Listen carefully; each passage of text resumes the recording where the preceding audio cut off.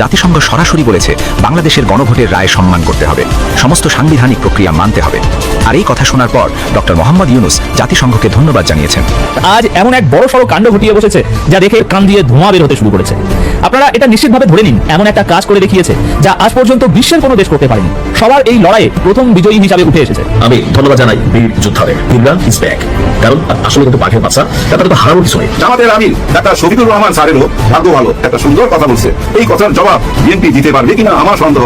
আর এই কথাটা শোনার পর আমার মনে হয়েছে এই ষড়যন্ত্র কারা করতেছে, তারা এই ভয়ঙ্কর খেলা খেলতেছে। হ্যাঁ ভাই, ভোট দিলাম আমরা, আমাদের সরকার এখন কার ইশারায় চলতেছে। বিশাল একটা গর্তের ভিতরে পড়ে গেছে বিএনপি সরকার। এখান থেকে তাকে টেনে তুলতে চেয়েছিল জামাত এবং এনসিপি, কিন্তু মনে হচ্ছে সরকারের এখান থেকে ওঠার ইচ্ছা নিজেরই নাই। এবং এই যে তারা পড়ে গেছে, এই পড়ে যাওয়াটাও কিন্তু অনেকটা বলা চলে ইচ্ছা করেই পড়ে গেছে। চতুর্দিক থেকে বিএনপি সরকারকে চেপেছে জামাত। বিএনপি শিশির মহিলাদের সাথে বেড়ে উঠবে না। দর্শক, বিএনপি পিছ লাগাচ্ছে, তারা গণভোট অস্বীকার করার চেষ্টা করছে, গণভোট অপদেশ বাতিল করার চেষ্টা করছে। আমাদের মাননীয় প্রধানমন্ত্রী তার নিজের কথা জানে নিজেই জড়াই গেছেন। তিনি বলছিলেন, রয়ের সুপ্রশিক্ষিত পরীক্ষিত একজন এজেন্ট ভারতীয় কোটায় এবারে নির্বাচনে জয়ী হয়ে এসেছে, তারপর তাকে মুক্তি পাওয়ানো হয়েছে। শুধু সে একা না, ভারতীয় এবার 21 জন এমপি ছিল। তারাই তো চিৎকার করে বলছে এটা অবৈধ। এর ভিতর দিয়ে গেলে নাকি স্বৈরাচার শাসকের জন্ম হয়, শেখ হাসিনার জন্ম হয়। এখন কি তাহলে আমরা বলতে পারি না আপনারা স্বৈরাচার শাসক হইতে চান? আসসালামু আলাইকুম প্রিয় দর্শক, নতুন একটা ভিডিওতে সবাইকে স্বাগতম। তো ইতিমধ্যেই আপনারা অনেকগুলো ভিডিওর অংশবিশেষ দেখেছেন। তো দেখে নিশ্চয়ই বুঝতে পেরেছেন যে ভিডিওটা আসলে কতটা গুরুত্বপূর্ণ এবং আকর্ষণীয় হতে চলেছে। তো চলুন কথা না বাড়িয়ে সম্পূর্ণ ভিডিওটা দেখে আসি। দেখার আগে বলবো, যারা আমাদের চ্যানেলটি এখনও পর্যন্ত সাবস্ক্রাইব করেননি দয়া করে সাবস্ক্রাইব করে দিন। যারা ইতিমধ্যেই সাবস্ক্রাইব করে দিয়েছেন তাদের অসংখ্য ধন্যবাদ।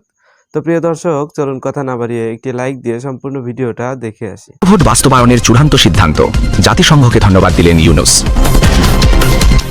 বাংলাদেশের রাজনীতিতে আজ একটা নতুন অধ্যায় শুরু হয়েছে, এমন একটা অধ্যায় যেটা হয়তো আগামী কয়েক বছর ধরে এই দেশের ইতিহাসে লেখা থাকবে। কারণ আজ জাতিসংঘ সরাসরি বলেছে বাংলাদেশের গণভোটের রায় সম্মান করতে হবে, সমস্ত সাংবিধানিক প্রক্রিয়া মানতে হবে। আর এই কথা শোনার পর ডক্টর মোহাম্মদ ইউনূস জাতিসংঘকে ধন্যবাদ জানিয়েছেন। কিন্তু এই ধন্যবাদের পেছনে শুধু ভদ্রতা নেই, এই ধন্যবাদের পেছনে আছে একটা বিশাল রাজনৈতিক বার্তা। আর সেই বার্তাটা সরাসরি গেছে বিএনপির দরজায়।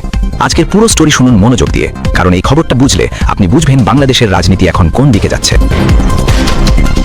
শুরু করি ইউনূসকে দিয়ে, কারণ ইউনূসকে না বুঝলে পুরো ঘটনাটাই বোঝা যাবে না। ডক্টর মোহাম্মদ ইউনূস বাংলাদেশে জন্ম নিয়েছেন ঠিকই, কিন্তু তিনি শুধু বাংলাদেশের মানুষ নন, তিনি পৃথিবীর মাত্র 7 জন মানুষের একজন যিনি একসাথে 3টি সর্বোচ্চ সম্মান পেয়েছেন: নোবেল শান্তি পুরস্কার, আমেরিকার প্রেসিডেন্সিয়াল মেডেল অফ ফ্রিডম এবং কংগ্রেশনাল গোল্ড মেডেল। 20টি দেশের 50টির বেশি বিশ্ববিদ্যালয়ে তাকে সম্মানসূচক ডিগ্রি দিয়েছে।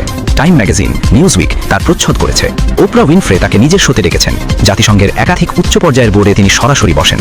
জাতিসংঘে গেলে মাত্র 4 দিনে 50টি বৈঠক করেন। আমেরিকার প্রেসিডেন্ট, কানাডার প্রধানমন্ত্রী, চীনের পররাষ্ট্রমন্ত্রী, বিশ্বব্যাংকের প্রধান সবার সাথে এক টেবিলে বসেন। এই মানুষটা যখন কোনো বিষয়ে আন্তর্জাতিক সমর্থন চান, তখন সেটা পাওয়া তার জন্য অনেক সহজ হয়, কারণ পৃথিবীর শীর্ষ নেতারা তাকে চেনেন, তাকে বিশ্বাস করেন এবং তার কথা শোনেন। এটাই তার আন্তর্জাতিক ক্যাপ, এবং এই ক্যাপটাই এখন গণভোটের বাস্তবায়নের সবচেয়ে বড় হাতিয়ার হয়ে উঠেছে। এবার আসা যাক মূল ঘটনায়। গত 12 ফেব্রুয়ারি বাংলাদেশে একটি ঐতিহাসিক গণভোট হয়েছে। একই দিনে জাতীয় সংসদ নির্বাচন এবং সংবিধান সংস্কারের জন্য গণভোট। গণভোটের ফলাফল কি হলো? 68.59% মানুষ হ্যাঁ বলেছেন, মানে সংবিধান সংস্কারের পক্ষে। 299টি আসনের মধ্যে 288টিতেই হ্যাঁ জিতেছে, মাত্র 11টি আসনে না জিতেছে। এটা কোনো সাধারণ রায় নয়, এটা জনগণের অপ্রতিরোধ্য একটা ম্যান্ডেট। শহীদের রক্তের বিনিময়ে অর্জিত জুলাই সনদকে সংবিধানে প্রতিষ্ঠিত করার জন্য দেশের 7 কোটিরও বেশি মানুষ সেদিন রায় দিয়েছেন। এই রায়কে উপেক্ষা করা মানে জনগণকে উপেক্ষা করা। এই রায়কে ফেলে দেওয়া মানে গণতন্ত্রকে ফেলে দেওয়া। যে ধানের শীষে যেমন সিলটা দিবেন 12 তারিখে, একই সাথে আপনাকে যে দ্বিতীয় ব্যালট পেপারটি দিবে হ্যাঁ এবং না, সেখানে হায়ের পক্ষে দয়া করে আপনারা রায় দিবেন। নির্বাচনের আগে তারেক রহমান কি বলেছিলেন? তিনি রংপুরের জনসভায় মাইকে দাঁড়িয়ে বলেছিলেন ধানের শীষে ভোট দেবেন আর দ্বিতীয় ব্যালটে হ্যাঁ দেবেন। তিনি বলেছিলেন জুলাই সনদকে সম্মান করতে হবে। আবু সাইদ, ওয়াসিম সহ হাজারো শহীদের জীবন উৎসর্গের কথা বলেছিলেন তাদের রক্তকে মূল্যায়ন করতে হলে জুলাই সনদ বাস্তবায়ন করতে হবে। এবং মানুষ সেই কথা বিশ্বাস করেছে, মানুষ হ্যাঁ দিয়েছে, বিএনপিকে ভোটও দিয়েছে, সরকারও গঠন হয়েছে, সব ঠিকঠাক চলছিল। কিন্তু সরকার গঠনের পর কি হলো? সংবিধান সংস্কার পরিষদে বিএনপি শপথ নিল না, এবং স্বরাষ্ট্রমন্ত্রী সালাহউদ্দিন আহমেদ সংবাদ সম্মেলনে বললেন সংবিধান সংশোধন ছাড়া গণভোটের রায় বাস্তবায়ন সম্ভব নয়, আগে সংসদে আইন করতে হবে। এই কথাগুলো শুনে মনে হয় সরকার আসলে সময় কিনছে, বাস্তবায়নকে পিছিয়ে দিচ্ছে এবং শেষ পর্যন্ত হয়তো ধীরে ধীরে ভুলিয়ে দিতে চাইছে। এটাই বাংলাদেশের পুরনো রাজনীতির পুরনো খেলা। এই অবস্থায় দেশ জুড়ে বিরোধীরা ফুঁসে উঠল। নাহিদ ইসলাম সরাসরি বললেন, আপনি যদি গণভোট মানেন তাহলে গণভোটের আদেশও মানতে হবে। সরকার নিজেই বিরোধিতার দিকে ঠেলে দিচ্ছে। এনসিপির সার্জিস আলম বললেন, 70% মানুষের রায় উপেক্ষা করে সংবিধানের দোহাই দেওয়া মানে স্বৈরাচারের পথে হাঁটার প্রথম ধাপ। 11 দলীয় জোট সরাসরি ঘোষণা দিল, গণভোটের রায় বাস্তবায়ন না হলে তারা বড় আন্দোলনে যাবে, রাস্তায় নামবে, আন্দোলন করবে, এবং সেই আন্দোলন থামানোর ক্ষমতা কারো নেই। এই পরিস্থিতিতে ডক্টর ইউনূস কি করলেন?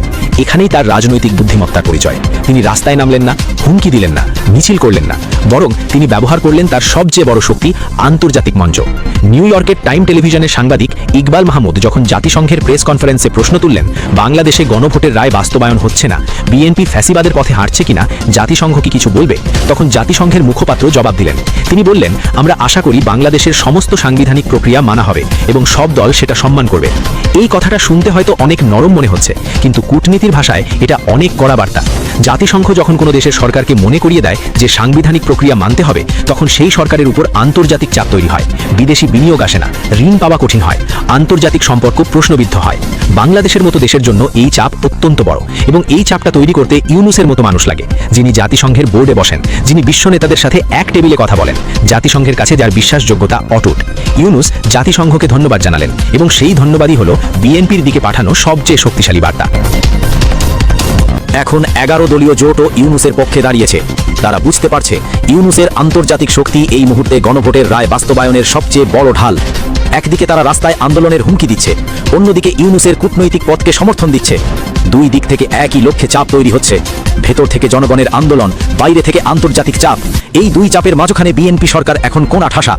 গত 2 বছর পুরো বাংলাদেশ সংবিধানে আটকা গেছে, এমন ভাবে আটকাইছে এখান থেকে আর বের হইতে পারতেছে না। প্রতিদিনই সংবিধান সংবিধান সংবিধান। এখন আমার ওই বোনটার কথা মনে পড়ে। বোন তো না, আমার মেয়ে বয়সী, আমার মেয়ে হচ্ছে বড় হবে। বলছিল না, পিছনে পুলিশ, সামনে স্বাধীনতা। আর কোথায় গেল সেই দিনগুলা?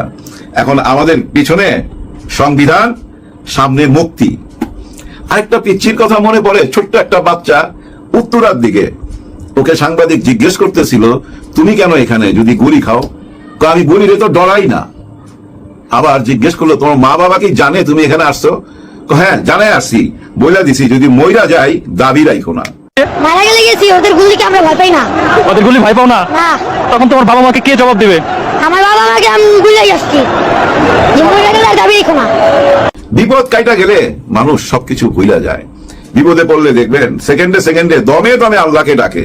বিপদটা কাইটা গেলে না, প্রতি শুক্রবারে নামাজ পড়া যায়, স্মরণ করে। জুম্মার দিন তাও বাসার থেকে ঠেলা পাঠায়, এই নামাজে গেলা না, লজ্জায় নামাজে যায়। কিন্তু বিপদে পড়লে দমে দমে মানুষ আল্লাহকে ডাকে। মানুষ এরকমই, কি করবেন বলেন? দেখেন, আমাদের এক আপার কথা বলি, ইলিয়াস আলী সাহেবের ওয়াইফ। ইলিয়াস আলীকে তো আপনারা সবাই চেনেন, বিএনপির ছাত্র নেতা ছিল, বলিষ্ঠ কণ্ঠ। উনি প্রতিবাদ করছিল, এই যে ট্রানজিট দেওয়া হইলো ভারতকে, এটা কেন দেওয়া হইলো, কিভাবে দেওয়া হইলো, এই চুক্তিতে কি লেখা আছে, এখান দিয়ে কি শুধু ওদের মালপত্রই যাবে, ওদের গোলা বারুদ যাবে না, এটার কোনো নিশ্চয়তা আছে? এরকম বক্তব্য রাখছিল। তারপরে তার একটুখানি ফুটেজ পাওয়া গেল শেরাটন হোটেলে, এরপরে গায়েব, আর তাকে পাওয়া যায় নাই। আরে ওনার ওয়াইফ ওনার বাচ্চাকে নিয়ে শেখ হাসিনার কাছে দাঁড়ায়া ছিল যে আমার স্বামীকে ফেরতাই না দেন, কান্নাকাটি করতেছিল। শেখ হাসিনার চোখের পানি মুইছা টুইছা বাসায় পাঠাইয়া দিছে। তারপর অনেক দিন চলে গেল। একটা টাইমে 5 আগস্টের পর নিশ্চয়ই উনি জানতে পারছে ওনার হাজবেন্ড আর এই পৃথিবীতে নাই। যাই হোক, ওনার হাজবেন্ডের কারণে আজকে উনি সংসদে। আর এই সংসদে আইসা, আপা এটা কি করলেন আপনি? গুম খুন অধ্যাদেশের ব্যাপারে আপনি কোন রকম প্রতিবাদ করলেন না, মাইনা নিলেন। বিরোধী দল যখন বাইরে চলে যাচ্ছিল ওয়াক আউট করে, আপনি যদি তাদের সাথে সাথে চলে যাইতেন না, পা আজকে সবাই মাথার মণি হয়ে যাইতেন। তো মাথার মণি আপনি যদি যাই ওই সংসদের সামনে বৈশা পড়তেন অনশনে, যে না আমি এগুলা মানি না, কারণ আপনি তো আপনার হাজবেন্ডকে হারাইছেন। ব্যথাটা তো আপনারই, কিন্তু আপা আপনি সে ব্যথা ভুইলা কোন পাথর চাপা দিলেন বুকে, যে পাথর চাপা দিয়ে আপনি ওনাদের সঙ্গে মত দিলেন, সহমত হইলেন, বিরোধী দলের সঙ্গে ওয়াক আউট করলেন না, মাইনা নিলেন। শেখ হাসিনার সংবিধানে যেভাবে ছিল আইনটা সেভাবেই রাইখা দিলেন। এটা আপনি কি করে পারলেন আপা? আপনি কি নিজে ডুবাইলেন না? আপনি যদি ওয়াক আউট করতেন আপনার ইতিহাস রচনা হইতো। আপনি যদি অনশনে বসতেন, দেখতেন এই দেশের মা বোনরা আপনার পাশে আইসা বসতো, হাজার হাজার না লক্ষ লক্ষ মা বোন আপনার পাশে আইসা বসতো। আপনি যদি একটা বার প্রতিবাদ করে ওই সংসদ থেকে বাইরে হয়ে যেতেন। কি করলেন আপা? আপনি কিভাবে মাইনা নিলেন? হাজবেন্ড তো হারাইছেন আপনি, ব্যথাটা তো আপনার। বাংলার ঘরে ঘরে প্রতিটি নারীর মনের মধ্যে আপনি স্থান করে নিতে পারলেন, কিন্তু আজকে সেই স্থানটা হারাইছেন। সবারই প্রশ্ন, উনি কিভাবে এটা পারলো? উনি কিভাবে মাইনা নিল? উনার তো সংস্কারের সঙ্গে থাকা উচিত ছিল, কিন্তু উনি সংস্কারে নাই। ভাই ব্রাদার, সংস্কারের কথা আসলি না ভাই, আমার সালাউদ্দিন সাহেবের চেহারাটা ভাইসা উঠে। হ্যাঁ ভাই, আমি ঘুমের মধ্যে ওনাকে দেখতে পাই, কারণ গত 2 বছর ওনাকে দেখতে দেখতে ওনার ভক্ত হয়ে গেছি তো, পুরা মুখস্থ তো, চলতে ফিরতে একটা পুরাই সংবিধান। হ্যাঁ ভাই, ধরে নিতে পারেন ভ্রাম্যমান সংবিধান। ওই যে ভ্রাম্যমান লাইব্রেরি দেখছেন না, গাড়িতে করে বই নিয়ে ঘুরে, উনি চলতে ফিরতে একটা স্বয়ং সম্পূর্ণ সংবিধান। ওনাকে দেখলেই আমার খালি সংবিধানের কথা মনে পড়ে। উনি এই সংবিধানের গিট্টুতে ভাই আটকায় ফেলাইছে পুরা বাংলাদেশকে। উনি সংবিধানের দড়ি দিয়া পুরা বাংলাদেশটা যেন এক জায়গায় বাইন্দা ফেলাইছে, কিন্তু এই সংবিধানের ভিতর দিয়েই সব কিছু হইতাছে। যেমন সাবেক স্পিকার শিরিন আক্তার আজকে বের হয়ে গেল, মুক্তি পেয়ে গেল। ব্যাপারটা কেমন হলো চিন্তা করেন। 5 দিন না 6 দিন হয় উনি জেলে গেছে, অনেকগুলা মামলা, 5টা 6টা মামলা, তারপর আজকে 5 দিন পর বাইরে হয়ে গেছে। উনি যে বাইরে হয়ে যাবে এটা সবাই বুঝতে পারতেছিল। ব্যাপারটা কেমন হয়েছিল জানেন? মনে করেন আমার কাপড়ে ময়লা লাগছে, দাগ লাগছে, আমি এটা কি করবো? লন্ড্রিতে পাঠামু, পরিষ্কার কইরা আবার এই না গায়ে দেবো। উনার ব্যাপারটা এমন হয়ে গেছে, উনাকে এমন একটা টাইমে বাইর করে আনলো, আইনের হাতে তুলে দিল, মনে হইলো লন্ড্রিতে পাঠাইছে। ওই যে 5টা দাগ লাগছিল, মানে মামলা ছিল, এগুলো ধুয়া মুছা আবার উনি চলে আসলো। মানে পুরা আইনটাকে, জেলখানাটাকে, আদালতকে একটা লন্ড্রি হিসাবে ব্যবহার হইলো, তাই না? এটাই ধরে নিতে পারি। কিন্তু ওনাকে এত তাড়াতাড়ি ছাইড়া দেওয়াতে এখন একটা আলাপ আলোচনা হইতাছে চারিদিকে। সেটা কি? আওয়ামী লীগ ফেরত আসতেছে, অথবা ওই যে গুড আওয়ামী লীগ আমরা বলতাম না, সেই গুড আওয়ামী লীগের হাল ধরবে, নৌকার হাল ধরবে শিরিন আক্তার চৌধুরী। এরকমই গুজব শোনা যাচ্ছে, কোনটা সত্য কোনটা মিথ্যা পরে বোঝা যাবে। তবে একটা প্রশ্ন করতে চাই, আওয়ামী লীগকে যখন নিষিদ্ধ করছিল গত সরকার, তখন তো ভাই আমাদের দেশের ভিতরে অনেকে প্রতিবাদ করছে, আর পার্শ্ববর্তী দেশ থেকে ভাই ঝাঁপায়া পড়ছিল, কেন এটা করা হইলো? এটা তো গণতন্ত্রকে গলা টিপা মারা হচ্ছে, এরকম একটা প্রতিবাদ উঠছিল। ওনাদের সরকার তখন বলছিল এটা করতে পারে না। দাদাদের সরকারও কিন্তু প্রতিবাদ করছিল। কিন্তু এখন যে নিষিদ্ধ হইলো, আগে যে নিষিদ্ধ হয়েছিল ওটার মধ্যে আইন কিন্তু এত টাইট ছিল না। এখন এমন টাইট করা হয়েছে, সবাই সাবধান। একটা স্লোগান দিলে, একটা মিছিল বাই করলে যদি ধরতে পারে ভাই, 4 থেকে 14 বছর আপনার জেল হইতে পারে। ভয়াবহ ব্যাপার। আগে কিন্তু এটা ছিল না। মানে ইউনূস সরকার কিন্তু এত টাইট দেয় নাই আইনকে। এই সরকার, বর্তমানে নির্বাচিত সরকার যেভাবে টাইট দিছে, ব্যাপারটা বুঝেন। কিন্তু আমি সিরিয়াসলি নিতে চাই না।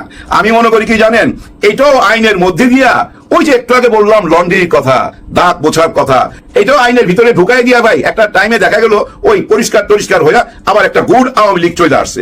এরকম হইতে পারে, সন্দেহ করতেই তো পারি। কারণ কি জানেন, অতীতে যে যা কথা দিছে কোনো কথাই তো রাখতেছে না, কেউ কোনো কথা রাখে নাই। প্রত্যেকের ভিডিও আছে, আমার কাছেই আছে ভাই, প্রত্যেকে যা যা কথা দিছে একটা কথা রাখে নাই।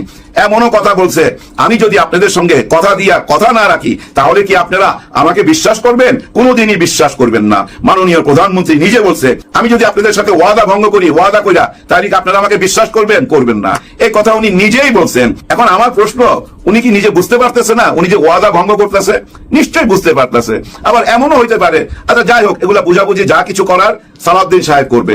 আমি রিল্যাক্স থাকতে চাই, আমি এত টেনশন মাথায় নিতে চাই না। 16-17 বছর পর দেশে আইছি, দেশটাকে আগে ঘুরা দেখতে চাই। যেমন সিনেমা দেখতে গেছে, শুনলাম মহিলা সমিতিতে নাটকও দেখতে গেছে। দেখেন কতটা রিল্যাক্স মোডে নাটকও দেখতেছে, সিনেমাও দেখতেছে, দর্শকের সারিতে বৈশা। আবার আমরাও কিন্তু দর্শকের সারিতে বৈশা, ক্যামেরা থাকে ওই সংসদ ভবনে, ওইখানকার নাটক কিন্তু আমরাও দেখি। ওইখানে কিন্তু নাটকই হয় ভাই, দর্শক হিসেবে উপভোগ করি না? এই যে কয়েকদিন আগে কিছু জুলাই যোদ্ধাকে নিয়ে যাওয়া হইলো, ওইখানে ওই ভিআইপি গ্যালারিতে বসানো হইলো, আবার ইশারায় তারা স্লোগান দিল, ওইখানে একটা নাটক মঞ্চস্থ হইলো। তো আবার দেখলাম দক্ষিণ প্লাজায়, সংসদের দক্ষিণ প্লাজায় ভিআইপি অ্যারেঞ্জমেন্টে তারাও প্রতিবাদ করতেছে।